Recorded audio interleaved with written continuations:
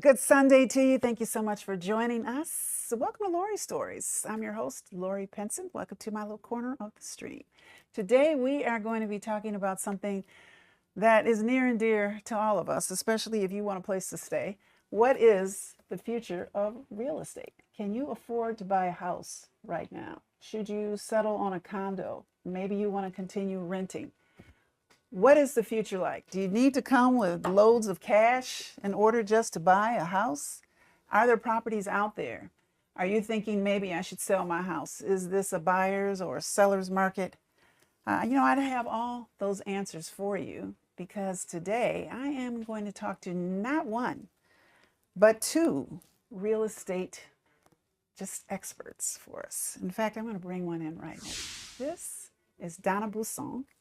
Welcome, Donna. Thank you so much for joining me on Lori Stories. Donna is a 23-year realtor. She's been in the business for 23 years. I have to say, I did smile a little bit when it said that you were a chef beforehand. I'm curious as to what your best meal was and why you decided to be in real estate.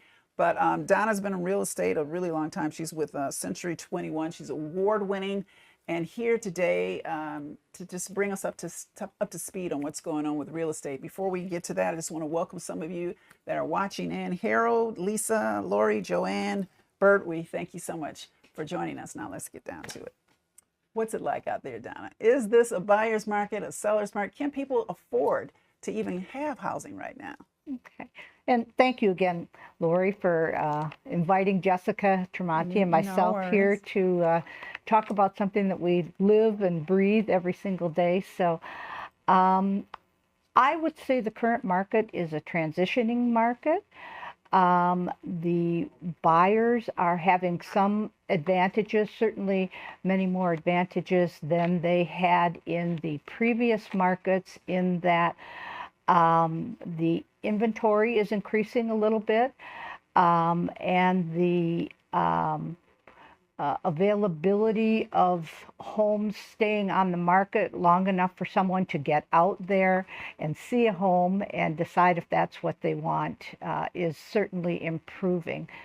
On the seller side, though, the prices are staying high, and they're certainly higher than they were in the past. So I would say overall, again, it's a transitioning market. It's a benefit to both the buyers and the sellers right now. So you sell primarily in the city, or do you sell in the outlying areas? Where do you primarily, or is it just wherever someone puts the for sale sign up? So my focus is mainly the metropolitan Detroit area. So I sell in the city. I sell in Oakland County, Macomb County. And currently I'm also dealing with buyers that are looking in St. Clair County, Washtenaw County. So I go out and about. I've sold things up in the Traverse City area, listed homes up in the Traverse City area. So pretty much anywhere in the state of Michigan. And certainly if there's, relocation clients, someone either wanting to move out of the area or move into the area, I can assist them in setting them up with a qualified agent for them in another location. And I certainly welcome, like I did you and Lee, coming into this area and living here with us. Yes, full disclosure, Donna is the one excellent realtor who did help me to move here when we moved from East, and we love our home. And thank you for all of the time that you took. It felt like it took forever. We must have looked at over 100 different homes, but you were gracious and just great and the perfect home for us. Where do you think people are looking now? Is there any one county that's selling over another? Are more people taking advantage of living downtown, or how is that working out? Certainly the numbers are increasing in downtown Detroit. The other areas have like pockets, which is traditionally what happens. So we always look at the Woodward Corridor, Royal Oak, Birmingham, Berkeley, Ferndale. And then as you travel out to the other areas, in Macomb County, typically we're going to find things that are going to be in closer to the Oakland County border that have more of an appeal to buyers. And I guess that school systems play a big role in that as well. So people with families or planning families typically want to look for a home in a great school system. Do you find that people, because of the school system or maybe in proximity to their jobs, that they are looking for a specific location, especially if they're moving here from out of state?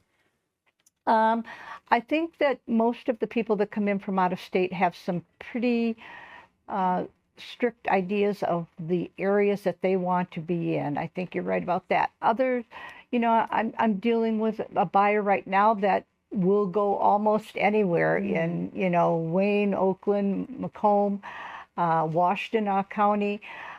Because she's not tied to school systems, and we do have the infrastructure in place that will get her to and from her job, which is in downtown Detroit. So. And do you find that people that are coming in, what they're looking for, is it based on where they are in life? Like maybe a more mature couple? Are they looking for something that's smaller? Although I have to say, in my neighborhood, they're paying big money. They're paying cash, and they're older couples, but I guess maybe this is their dream home and they're coming up with the cash. Are you noticing any specific type of trend? I think we're noticing a lot more multi-generational homes. So that may be what you're seeing, is that an older couple is buying the home, but their children are going to be moving in with them, or their grandchildren, or they're buying the home for them. I would say that as the baby boomers move out, they tend to want to find a ranch home. They want that laundry on the main level. But we're finding an awful lot of Gen Zers that want the same thing at this point. So ranches are certainly very popular. And I remember when we were looking, and I was really surprised by the condition that some of the homes were in. I mean, some of them were just like, man, this is going to be a fixer-upper. And then some of them were just beautiful. What are you finding the trend? Are people just like leaving their home, like, maybe they're under a foreclosure or something, they don't really care what the condition of the home is, or are things changing so that they really are trying to get that top dollar? So I think that most people now are trying to focus on making their home perfect, because that's what the buyers are looking for. The generation that is coming into the buyer market want everything perfect, and I think that the sellers are responding to that. You're always going to find some homes that are fixer-uppers, and those will be listed like that so that they know.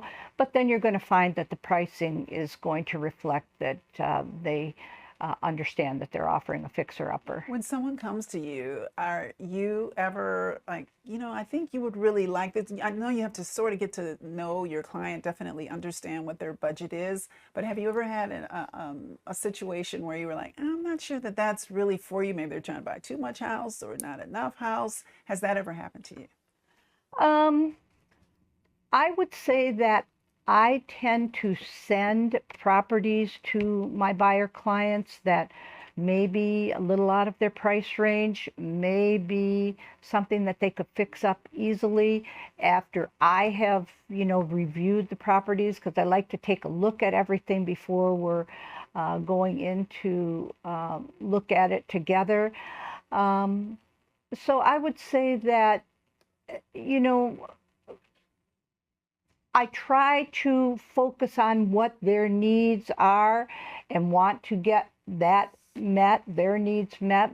But if I see something that I think is really a diamond in the rough, I'm certainly going to share that with them as well. Well, I want to share with our viewers an amazing property that you just recently sold, I believe. Oh my God, when I looked at this property, I'm like, I don't think I could afford that. Tell me about this property. So that property, I actually sold the lot that had a tear down home on it to the owners, to the sellers of the property now. They had the home built on that property, Did it and look like this when you went in, or they did all this? no, they tore the original home Oh, down okay. and rebuilt the home. They had an architect design the home for them so that they could get the very best view of the lake. And it turned out to be an absolutely stunning home with all high-class finishes, and they enjoyed living there for many years, and now there's a new family in there that's enjoying it just as So much. what did the house actually go for? The house sold for 1.25 million. Mm, okay. And is that around the price that you were thinking that it should go for? And did they make money off of it since they, tore everything down and rebuilt? So we set the price on it, and before we could even put it on the market, someone heard about Wow. it and purchased the home before it even went out on the open market. So we never had to show it to anyone because my clients were happy with what they made on the property, and we're very happy with the new owners because they knew that they would enjoy it and love it as much as they had. And does that happen very often? I see some lakeside property going down Indian Trail out in Oakland County, and I see that people are tearing down what appears to be a pretty good looking house to me, and they tear it down and they rebuild. Is that something that you're noticing a little bit more? Um, I I think that we do notice people tearing down. I mean, some people, if you go out in Bloomfield Hills, you'll see people buying 2 and 3 lots and tearing all three of the homes down and building, a huge mansion on the property. So I think that it is happening. The particular home on that property was probably built in the 1930s, Mm. 1940s. So, it was not something that you would probably do extensive renovation to. It was something that you had to go full on, and that's exactly what they intended. So you do have some available properties that you're representing right now. I'm going to put those up and you can tell me about these So this properties. was a horse farm out in Metamora, a young woman who had been raised on a horse farm. This is a standard colonial in the city of Troy that needed some updating, but was a beautiful, solid home. This is actually the sunset at the Well, it home always helps to show that. on the lake. So that was a perfect end to the day. This is a brick ranch, 3 bedroom, 2 bath, which everyone wants in Beverly Hills with Mm. Birmingham schools. That sold for $499. This one I just put in. My son, who has also taken up real estate, had the opportunity to go out and has a pocket listing on this $24.5 million home. Woo. So again, as we look at relocation, those are some of the things that we can refer people to so that they can get the best So realtor when in people another are area. coming in, let's just say that there's an athlete that was traded to play here, Mhm. and they might be looking for a property like that, or maybe the one in Waterford. Do you already know, like you have a little, like you said, a pocket or a catalog of homes that you think would be best suited for them, or whatever it is that they're looking for? Yeah, I mean, I think that, as a realtor, my day starts with going through all the new listings that come on the market in all the Tri-County areas and any other areas that I'm working with buyers on. So at any given point, I'm typically aware of what's available. And when someone says, this is what I'm looking for, I can go back to that. Or I can reach out to my previous clients and say, hey, are you thinking of selling? I have somebody that would be interested in a home just like yours. Well, you know what? This sounds like a 24/7 job. And I have to say, when we were looking for a home, you were available all of that time. Do you ever take a break? What is, because we've done some career pivoting segments here as well. If someone were interested in getting in real estate, I know you said your son just recently got into it. What would you advise them? Is there enough space for more realtors to come on in and work, enough properties for everyone? Do you have to join a large firm? I know these are several different questions. Address them as you will. Yeah. So I think that there's always room for more realtors, particularly now for the new realtors that are coming in. If you have experience in social media and those types of things, that's where the focus is going in real estate. So knowing that is helpful. I would say I would go with a larger firm that has good training. Century 21, Kern and Oberski is probably one of the best. In fact, they were just voted Free Press #1 workplace. So, you know, you want to have the training behind you. There is no immediate paycheck that comes, and That's good to know. so you do need to have either something built up, or you do need to still keep maybe some kind of a part-time job. My son in Vail works in one of the stores there, so you know he gets to meet people that way too. So you want to keep your networking efforts going, but you also want to learn the business and be prepared. And how would you say that the business has changed or evolved over the 23 years that you've been in? You kind of touched on it a little bit with social media. Is Right. that the biggest change that you've noticed? I would say the social media influence is probably one of the biggest. You know, private coaching. Most people coming into the business now do private coaching. I did it when I started 23 years ago, but not a lot of people were doing it at that point, because you do need to be able to focus in on what is going to make this profession work for you. So the other thing that you guys put out, Century 21, the joy of home. What do you personally get out of it when you know that you've set somebody just in the home that maybe they were looking for? This could be their forever home. How does that make you feel? Yeah, so that's probably the biggest reward in this business for me, because when somebody walks into a house, and as soon as you open the door and you look at their face, you can tell this is the place for me. And that just makes everything perfect. And certainly when you're working with sellers, you know, if you can net them a good amount of money out of their equity that they've built up through the years, and help them to move on to their new next adventure, that's what's important. That's what makes this work.